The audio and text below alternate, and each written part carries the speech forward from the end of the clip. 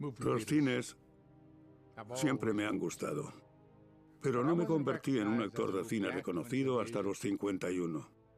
Fue en Fast Black, un proxeneta en El reportero de la calle 42. Jamás olvidaré cómo lo conseguí. Una noche observé a un proxeneta acosando a una mujer en las calles de Nueva York, así que en la audición intenté canalizar la oscuridad que vi en él. Cuando llegué al punto álgido, salté por encima de la mesa y fingí sostener una navaja cerca de la cara de la directora de casting. Por un segundo, sé que pensó que era la encarnación del mal, y yo también sentí lo mismo.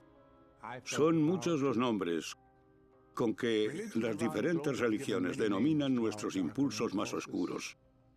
Rábana, Iblis, Satanás. Quiero saber por qué la gente cree en el mal y a qué fin sirve. ¿Y quién es el diablo?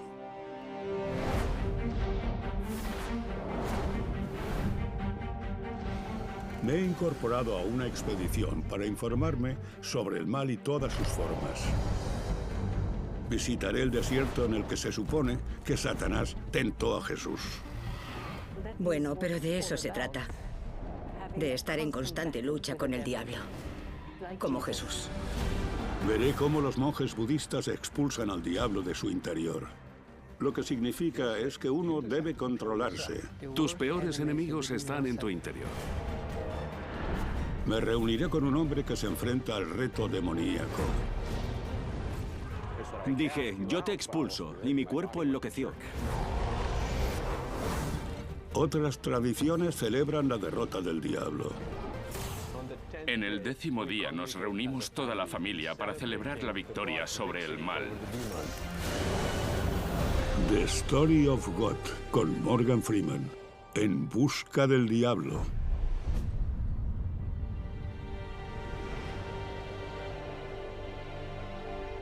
Mi viaje empieza donde lo hace la historia cristiana sobre Satanás.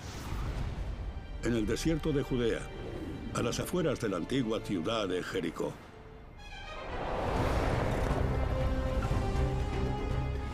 He venido a un monasterio del siglo V que se erige como monumento a una épica lucha espiritual.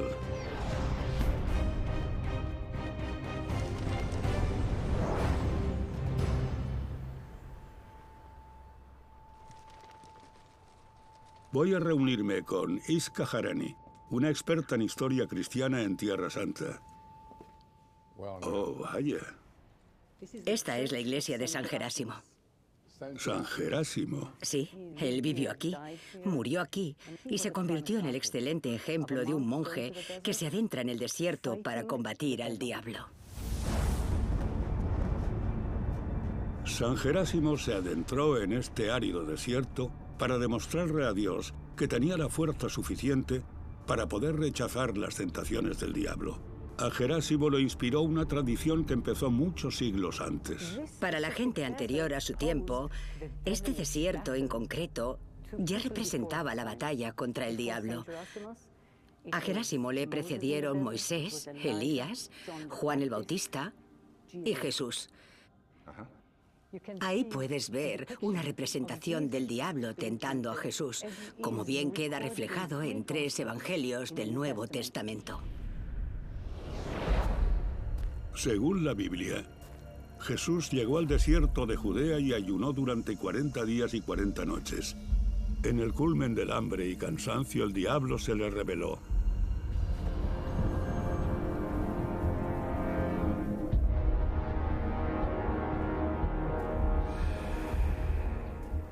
El diablo le dijo a Jesús: tú tienes el poder, di a esta piedra que se convierta en pan.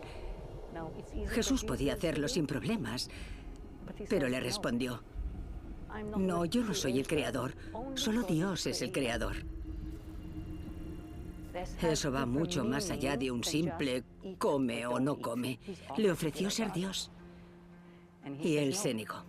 Los monjes que viven aquí en la actualidad se someten a la misma tentación a la que se enfrentó Jesús.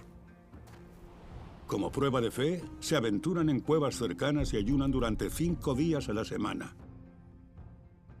¿Por qué ayunan? Ayunar es ponerse en una situación de crisis. La gente... ¿Solo una situación de crisis? Sí, porque cuando las personas están en crisis se vuelven muy peligrosas. Si tienen la barriga llena y están felices, no son peligrosas. Pero cuando Pero cuando estás débil y hambriento... haces muchas cosas malas. Una vez, un monje vino de un lugar remoto y escribió un diario que plasmaba lo difícil que es. En él dice, aquí estoy en una pequeña celda. Si miro por la ventana para ver si el sol se ha escondido, entonces sabré que estoy desesperado. Sabré que no soy fuerte. Si miro por la ventana, significa que soy débil. Confiesa de forma muy abierta lo difícil que es estar a solas con uno mismo. ¿Y dónde está el diablo? En tu interior. Bien, pero hay algo llamado humanidad. Es humano comer, es humano beber, es humano amar. Sabes que solo estoy ejerciendo de abogado del diablo, ¿verdad? Bueno, pero de eso se trata.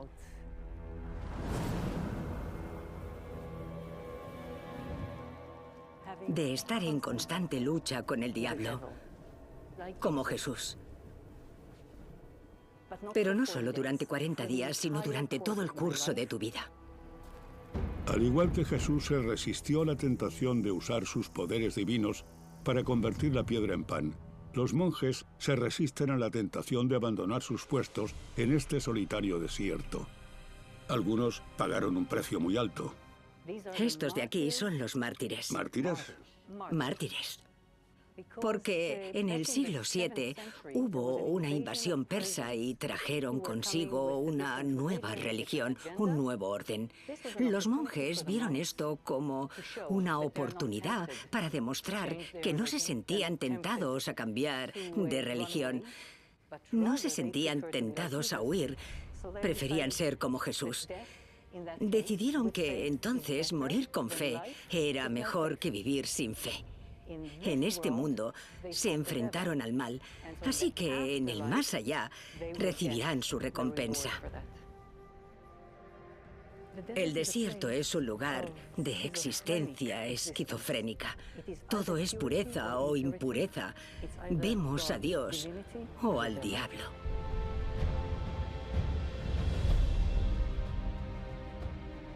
La mayoría de los cristianos hacen todo lo posible por mantenerse alejados del diablo. Pero para los monjes que habitan en este monasterio, en un desierto remoto, el diablo es un oponente al que se enfrentan con gusto. Y la única arma de defensa es su fe.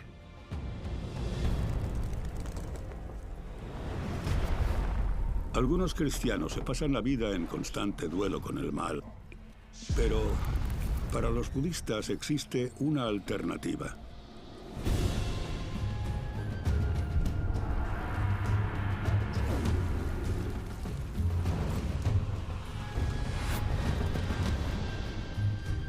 He venido a Katmandú, en Nepal, para presenciar un antiguo ritual que pretende situar al mal de nuestra parte. Aquí en el monasterio de Kanying Shedup, me voy a reunir con Chokyi Nyima Rinpoche, un maestro budista y un viejo amigo mío que conocí en el sagrado árbol Bodhi en India. De ahora en adelante eres mi amigo.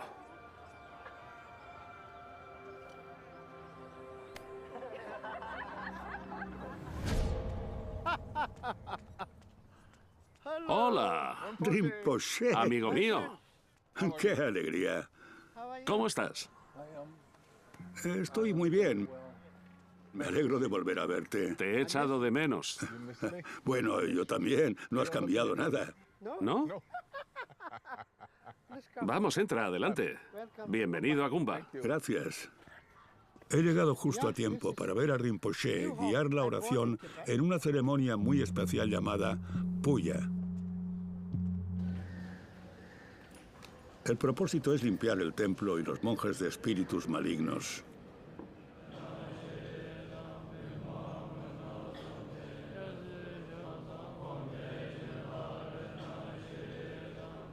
Los monjes creen que los cánticos las trompetas, los tambores y el humo purgarán fuerzas malévolas. No obstante, también les ofrecen té e incluso cerveza a las entidades malignas. No parece que así vayan a expulsar al mal del monasterio, sino más bien que lo están invitando.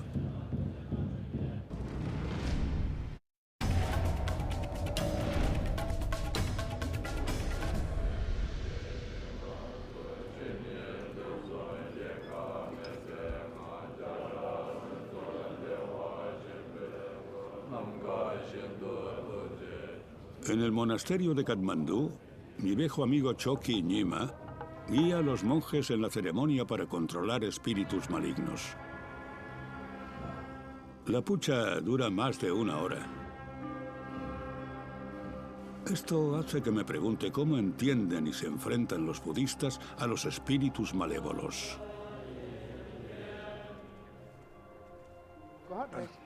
Así que le pido a Chokyi Nyima Rinpoche que se siente conmigo y me lo explique. Su antigua alumna, Catherine Dalton, será quien traduzca la conversación. Pucha. ¿Cuál es la pucha? Nosotros los humanos tenemos una forma física, pero hay seres que carecen de ella, los espíritus. Algunos espíritus son malignos y la mejor forma de pacificar ese tipo de influencias y espíritus malignos es mediante la práctica de la meditación. Durante la puya, les invitamos a entrar. ¿Les decís que pasen y no les impedís la claro que no. entrada? Sí, para ayudarlos, sí. Porque sé que en la fe cristiana se piensa, Satán, aléjate, no te quiero cerca. Es una fe diferente. Y vosotros decís, no, pasad y hablemos. Sí. El concepto del espíritu maligno es algo que se debe combatir.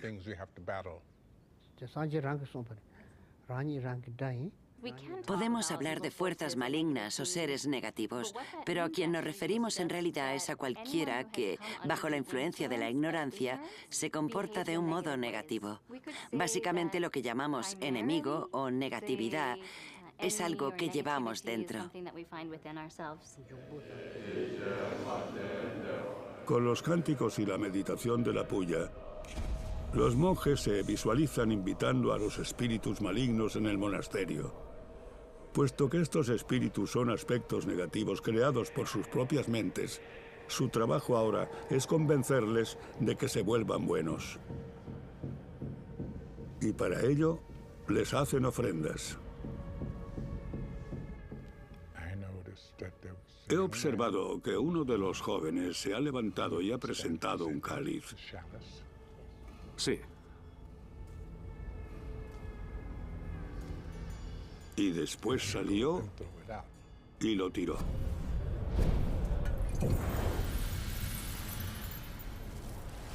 Llevaba cerveza.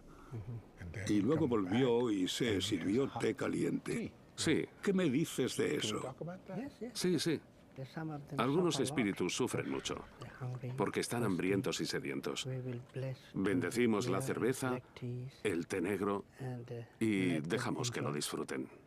Pero vosotros no bebéis cerveza. No. Los monjes no la bebéis. No, se la damos a otros. Muy bien. Al usar diferentes sustancias, recitar mantras durante la meditación. Al combinar todo eso, es posible domar aquellos espíritus libres e incorregibles. Es posible domar sus mentes.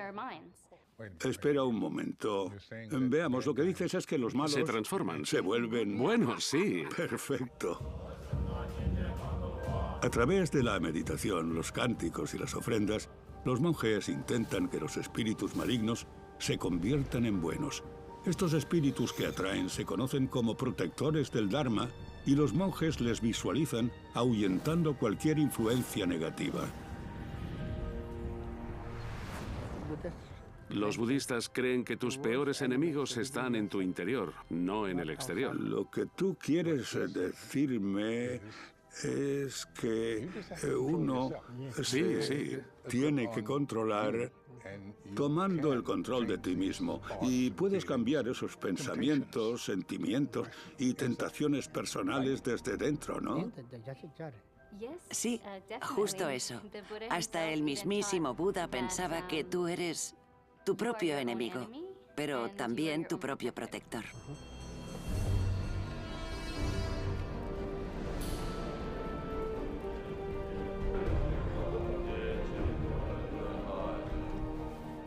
¿Te acuerdas de este día? Sí, pero ¿me lo vas a dar? Sí, ahora te lo doy yo a ti. Oh, qué bonito. No, es que... ¿Puedo? Qué bonito. Primero te lo he dado yo y ahora me lo das tú. No tenía ni idea de que volvería a tener la oportunidad de estar en tu presencia. Te quiero. Gracias, te quiero. Muchas gracias.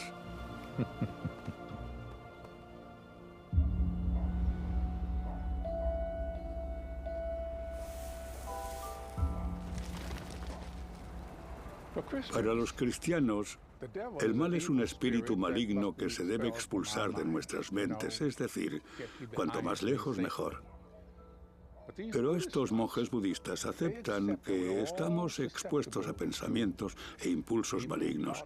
Así que no envían a los espíritus malignos lejos, sino que intentan convertirlos en protectores.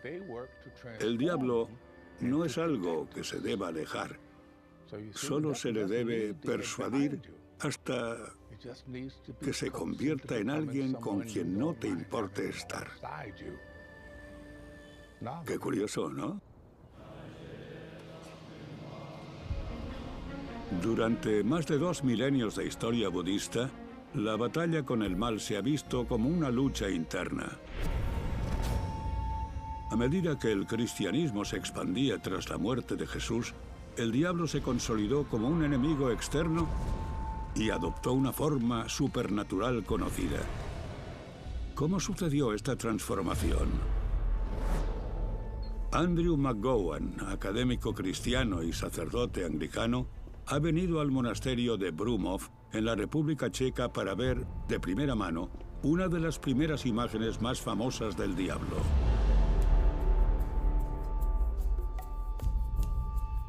Le ha invitado la historiadora Erika Harlitz-Kern, quien estudia los cambios que sufrió el diablo a medida que el cristianismo avanzaba. ¡Hala! Vaya, es extraordinario. Este es el Codex Gigas. Codex Gigas significa libro grande en latín. Mide 92 centímetros de altura, 50,5 de ancho, 20 centímetros de grosor y pesa 75 kilos. Al Codex Gigas también se le llama Códice de Satanás. La leyenda cuenta que en el siglo XIII se sentenció a muerte a un monje llamado Germán el Recluso por romper sus votos monásticos.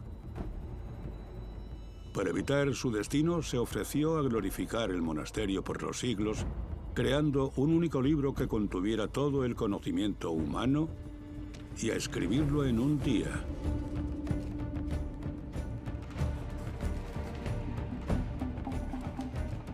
Cerca de la medianoche, incapaz de completar su cometido, llamó a la única persona que pensó que podría ayudarle, el diablo.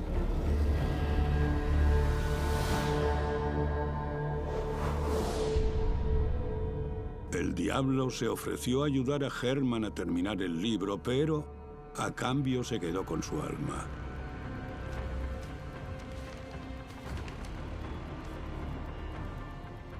Y para sellar el acuerdo, Germán incluyó un retrato de su benefactor.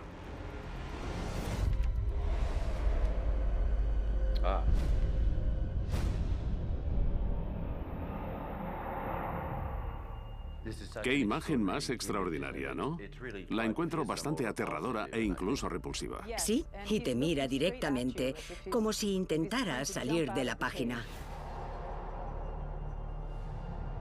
Tiene cuernos, espolones, la cara verde y lo que parecen 2 lenguas. Está hecho para que infunda miedo. Lo que hace que esta imagen sea única es que el diablo lleva taparrabos y esos puntitos rojos que vemos en él son colas de armiño. En la Edad Media, las colas de armiño eran símbolo de realeza. La usaban los reyes. Lo que esta imagen nos dice es que se trata del príncipe de la oscuridad, del señor del inframundo, y procede de un linaje real. Por lo tanto, tiene poderes reales. ¿Nos dice este libro en qué lengua se comunica el diablo? Es en la Edad Media cuando la Iglesia Católica se convierte en una institución consolidada. A medida que el cristianismo se expande, la Iglesia cambia la interpretación del diablo para enseñarles a sus seguidores los pecados. Para ello, juegan con el miedo al inframundo, con lo que te puede pasar en el más allá si no vives una vida virtuosa. Parece que sea una especie de anuncio o advertencia de dónde puedes terminar si tu comportamiento o tu falta de fe te guían por el mal camino. Esto en la Edad Media era propaganda eclesiástica.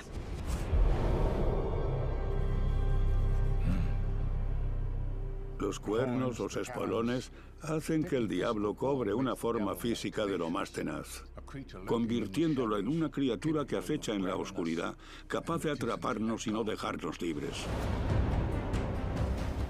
Y para algunas almas torturadas, el único sistema de expulsar al diablo es el exorcismo.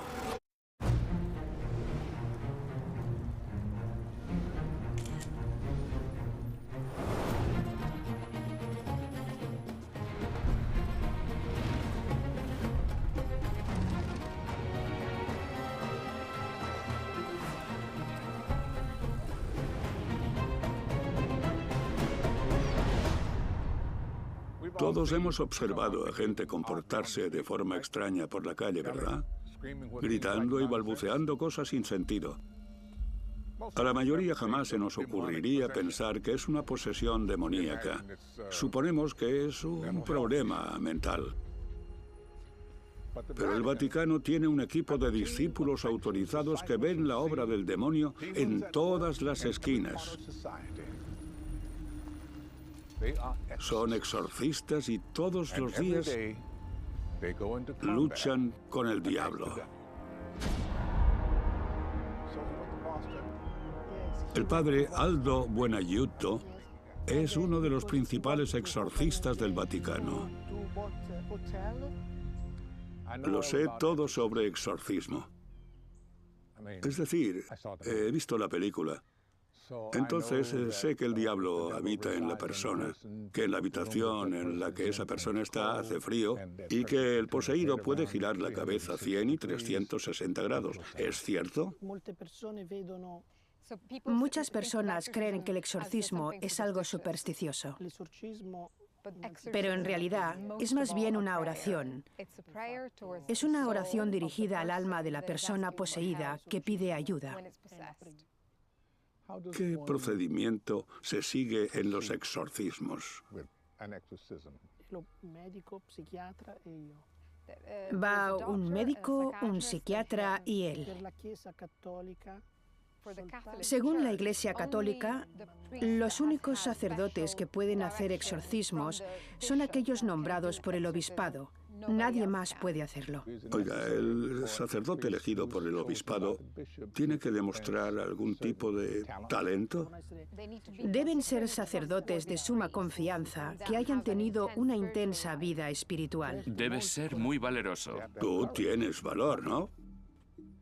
Coraggio. Sí. ¿Cuántos exorcismos has llevado a cabo? Llegan muchas, pero que muchas solicitudes. Pero de los serios de verdad, hace unos 10 a la semana. ¿Cómo diferencias si esa persona que ha acudido está poseída y no sufre un problema mental? Lo primero que hace un exorcista es comprobar si hay signos visibles, si la persona muestra aversión por lo sagrado o si conoce muchas lenguas. Va detrás de un joven de 15 años que habla unas 10 lenguas arcanas. Habla en copto, en sánscrito, ¿En copto? Sí, sánscrito. Sí, copto sánscrito. Ha contactado con un monje experto en copto para que lo oiga. Y no se lo podía creer. ¿Has tenido que repetir y volver a tratar a la misma persona una y otra vez? Sí, a veces puede que una persona visite al mismo exorcista durante más de 2 o 3 años. Es como cualquier otra cura. Así como el cuerpo se cura, el alma también.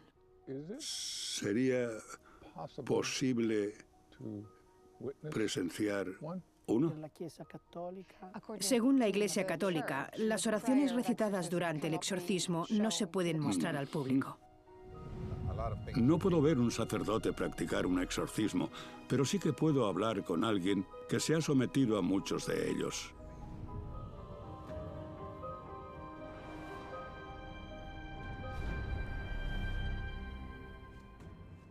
Muchas gracias por hablar conmigo. Te lo agradezco mucho. De nada. Me gustaría puntualizar que pretendes permanecer anónimo. ¿Por qué? Soy físico. Me dedico a asesorar empresas de alta tecnología y puede que esto les hiciera replantearse su colaboración conmigo. ¿Cómo a un físico, un científico, un hombre de ciencia, se le ocurrió la idea del exorcismo? No pasó del día a la mañana. Ya no era el mismo por dentro. No tenía la capacidad de sentir ningún tipo de felicidad, placer, amor o afecto por los humanos. Me sentía como si fuera un muerto viviente. Visité un gran número de médicos, endocrinos, psiquiatras, psicólogos, pero nada surtió efecto. Los escáneres cerebrales no revelaron ningún tumor u otras anomalías. La medicación no le ayudaba. Así que, desesperado, fue en busca de remedios menos convencionales. No descartaba nada porque sonara a locura, porque ya había intentado todo lo que parecía cuerdo. Y una de las cosas que me encontré en mi búsqueda fue el concepto de exorcismo. Como me crié en la religión católica, pensé, bueno, igual puedo rezar. Así que un día, mientras corría, empecé a recitar una serie de oraciones y estamentos. Entonces dije, yo te expulso, espíritu inmundo. Fue como chocar con una pared. Me detuve de forma brusca, me encorvé, sentí náuseas y convulsiones. Fue una prueba muy gráfica de que era algo real.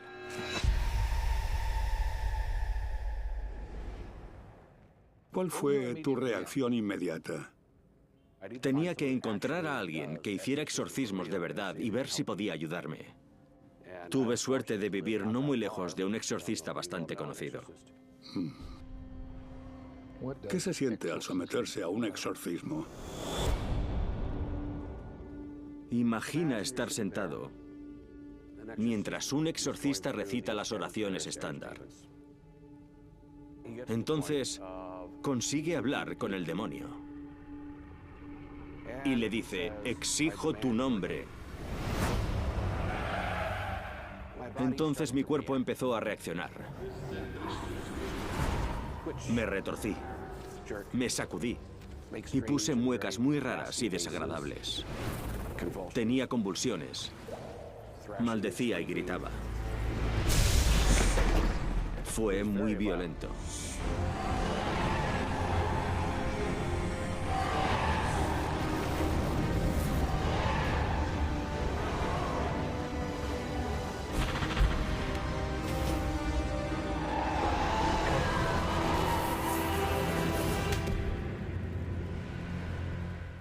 Recuerdo necesitar apósitos para los arañazos. ¿Cómo supiste que el exorcismo había funcionado? Porque ya no reaccionas a las oraciones y las plegarias. Pero claro, he pasado por muchos y el ciclo empieza otra vez con el siguiente demonio. ¿Cuánto tiempo duró la cura? Unos 5 años, creo. ¿Y ahora cómo te sientes? Me siento humano otra vez. El problema era que tenía una gran carencia de emociones. No podía sentir amor ni cualquier otro sentimiento positivo. Por fortuna, el exorcismo funcionó y restauró ese aspecto de mi vida. Estaba muy agradecido. Siendo una mente científica, ¿tú cómo encajas el hecho de que sea real? Sabes, para mí la definición de ciencia es investigar, es teorizar, es probar. Antes no sabía si los demonios existían o no, ahora lo sé. He experimentado la realidad de los espíritus malignos y la realidad de la bondad a través del Señor de un modo tan personal y cercano que es inconfundible. Para este hombre torturado, los demonios no son una metáfora del desequilibrio emocional o de un trastorno mental. Lo ha vivido como un enemigo verdadero y tangible con el que ha luchado años para expulsarlo. Dándole esa forma, no tiene por qué otorgarle más poder. Puede hacerlo más fácil de combatir y derrotar. Pero la fe no siempre gana y los demonios se pueden multiplicar y pueden surgir en los dioses de otra fe.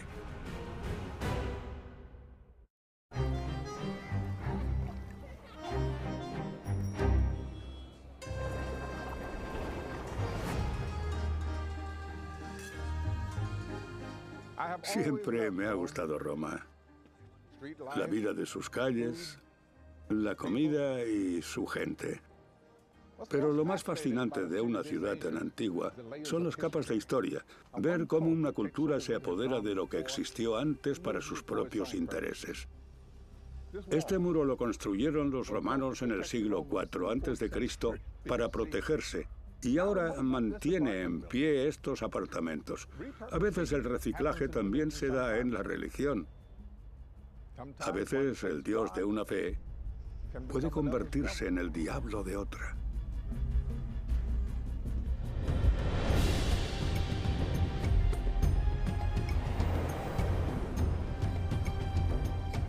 La reportera Nelufar Hedaya ha venido a las ruinas de la antigua ciudad romana de Pérgamo, en la actual Turquía, para reunirse con la arqueóloga bíblica Seira Yeomans y averiguar por qué, en el libro del Apocalipsis de San Juan, se dice que aquí estaba el trono de Satanás. Esto es realmente espectacular. Aunque esté en ruinas, es precioso. Ah, que sí. Es un sitio verdaderamente único. Ya era una ciudad importante en el mundo griego en el siglo I y II a.C. y después, tras la conquista romana, se volvió aún más importante. Los romanos construyeron un foro, un anfiteatro y también templos enormes. Esto que vemos aquí son los restos del templo de Trajano. Se construyó en el siglo II para rendirle homenaje al emperador Trajano y es representativo de la tradición de venerar a los emperadores fallecidos y a sus familiares. Y al hacer esto, se estaba honrando a la vez a los emperadores vivos y al gobierno existente. Entonces los romanos honraban a sus emperadores, a sus políticos, convirtiéndolos en deidades. Sí, tener un culto imperial y demandar esa adoración del culto imperial era un modo de promover el nacionalismo, de promover lo que significaba ser romano. Es posible que esta ciudad en expansión y epicentro político haya sido un símbolo de orgullo para los romanos. Pero la imagen descrita en el libro del Apocalipsis indica que los cristianos que vivían aquí la vivieron de forma diferente. A los romanos no les importaba que los cristianos adoraran a su Dios. Si tienes en cuenta que era una sociedad con muchos dioses, uno más no era un problema. Lo que hizo que los cristianos entraran en conflicto con las autoridades romanas fue el hecho de que se negaran a participar en el culto imperial. Esto se consideró traición. Intolerable. Intolerable para las autoridades romanas. El autor del libro del Apocalipsis pone el énfasis en la existente tensión entre los cristianos y las autoridades romanas. Sí. Entonces se trata de una ciudad en la que podemos observar ese conflicto entre las autoridades romanas y los primeros cristianos. ¿Cómo se refleja eso en la ciudad? La tensión se hizo tan insostenible que se martirizó a un miembro de la comunidad cristiana. Se le ejecutó. ¿Quién era y por qué se le martirizó? Se llamaba Antipas. Y creemos que se le ejecutó por no estar dispuesto a participar en esa adoración al culto imperial. No se sabe a ciencia cierta dónde murió Antipas, pero algunas teorías la sitúan en el altar de Zeus en Pérgamo, un lugar que los primeros cristianos denominaron el trono de Satanás. Lo que vemos aquí es básicamente lo que queda de la base. Lo que sería el altar estaba encima de lo que vemos. Estaba todo recubierto de mármol blanco. Creemos que el altar estaba dedicado a Zeus, y Zeus, en el pensar cristiano, estaba en directa oposición, en directo conflicto con su propio Dios. Si lees el libro del Apocalipsis, verás que se relata el mismo tipo de feroz lucha entre el bien y el mal. La tradición cristiana dice que a Antipas se le incineró vivo dentro de un toro hueco hecho de latón. A medida que las llamas calentaban a la bestia metálica, Antipas gritaba. Sus gritos moribundos salieron por el hocico del toro transformados, cruelmente embufidos. Si los primeros cristianos tuvieron que ver cómo Antipas moría en las sombras del altar de Zeus, les podemos perdonar por considerar este lugar el trono de Satanás. El autor del libro del Apocalipsis, al establecer con toda intención una relación de equivalencia entre las autoridades romanas y Satanás, así como entre este lugar en concreto y el puesto de Satanás, creó de una forma muy inteligente a su oponente. Creó una situación de ellos contra nosotros. Entonces, en realidad el objetivo era motivar a los cristianos. En concreto, habla de hermanos y hermanas cristianas sufriendo a manos del poder imperial de los romanos. Eso es un modo de unir a la comunidad cristiana y hacerles ver que las autoridades romanas y el gobierno imperial son los malos, como algo a lo que se deben resistir a toda costa.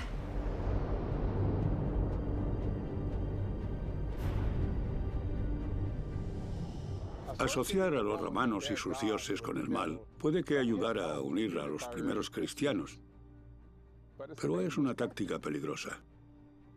Abrir una brecha entre personas con diferentes creencias no es lo que quiere el diablo. Sin embargo, hay un lugar en el que la gente se reúne para celebrar su presencia.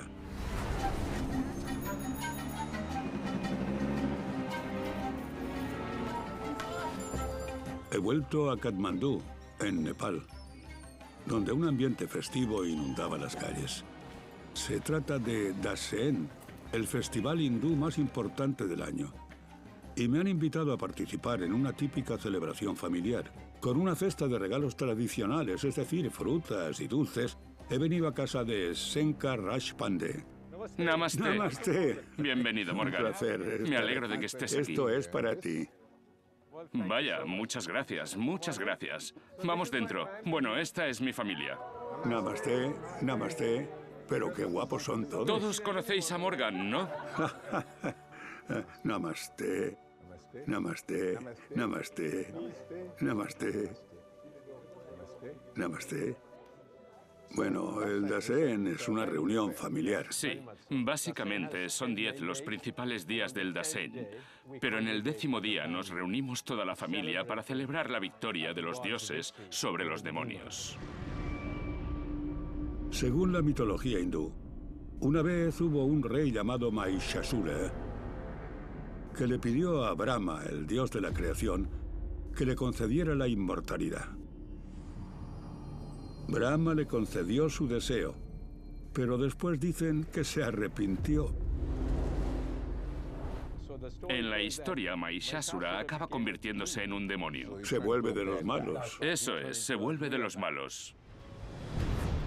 Mahishasura reunió un ejército de demonios y empezó a atacar a los dioses. Al igual que Lucifer, el ángel caído de los cristianos, se convirtió en la encarnación del mal.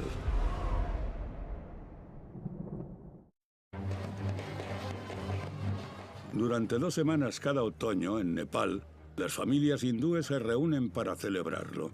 Aquí, en la casa de Shankar Raj Pandey, se organiza un festín y realizan una serie de ritos con mucho gusto. Pero a mí la divina historia tras de Seen, un poderoso demonio que ataca a los dioses hindúes, no me parece un motivo de celebración. Entonces estamos en guerra. Son 9 días de lucha, de una lucha feroz. Aunque el malo va ganando, ¿no? Bueno, empezaba a ser un incordio para los dioses. Mahishasura se convirtió en invencible, pero el dios creador, Brahma, hizo una advertencia. Una mujer podía matarlo. Así que los dioses combinaron sus energías divinas para invocar a una feroz diosa virgen de 10 brazos llamada Durga. Durga estuvo 9 días combatiendo al demonio Mahishasura. Pero al final, en el 10º día, Durga le derrotó.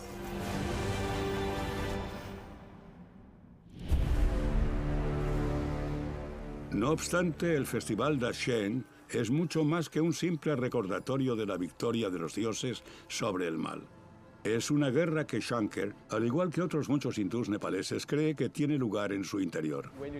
Cuando trasladas toda esta épica y la pones en tu interior, vemos que cuando nos sentimos más poderosos, el mal que nos habita suele prevalecer sobre nuestra bondad.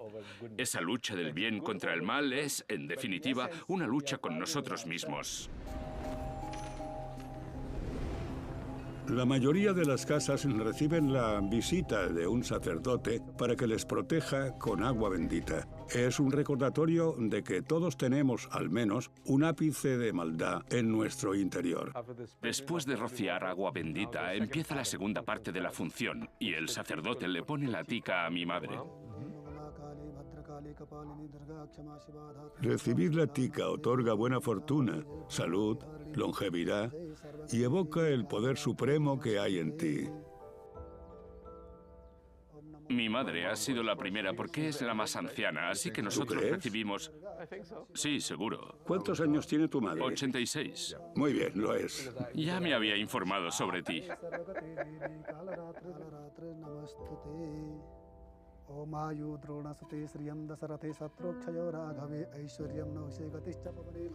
Vale, eso es la tika. Polvo bermellón, arroz, cereales y yogur. Y eso que te pones la jamara. Ahora solo tienes que hacer esto en esta posición. Muy bien.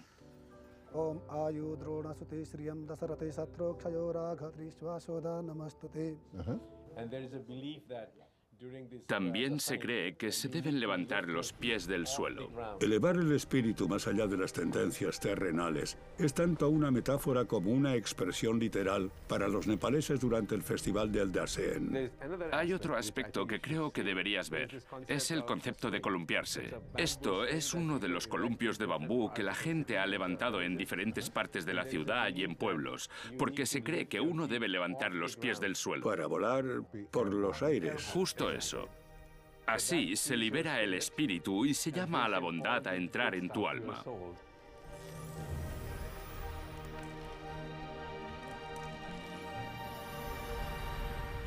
Entonces, ¿crees que se puede ser pura maldad? ¿Pura maldad?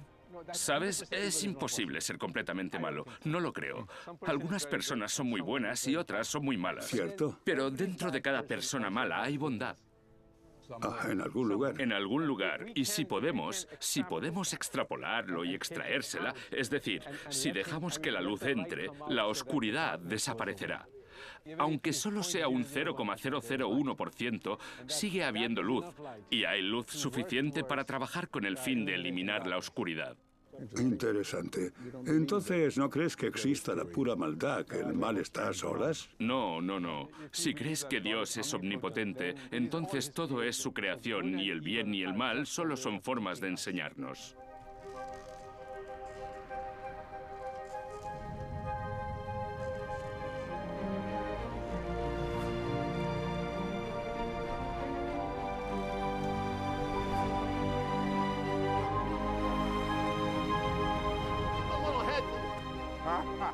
Vale, Morgan, ¿quieres probar? Claro, ¿el qué? A columpiarte. Al columpiarte ¿Qué, te yo? elevas el espíritu. Muy Sí, bien. es seguro, tranquilo, Bien. es seguro. De acuerdo. Muy bien. No tengo nada de miedo. A volar. A ver lo alto que llego.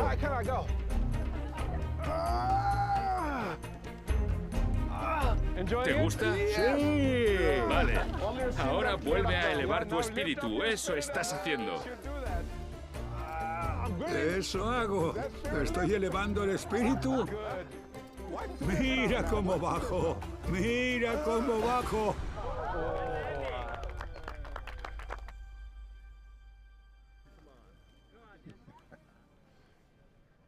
Ver las caras de la gente a medida que se elevan hacia el cielo y celebran la bondad que hay en su interior hace que uno vea el mal de otra forma.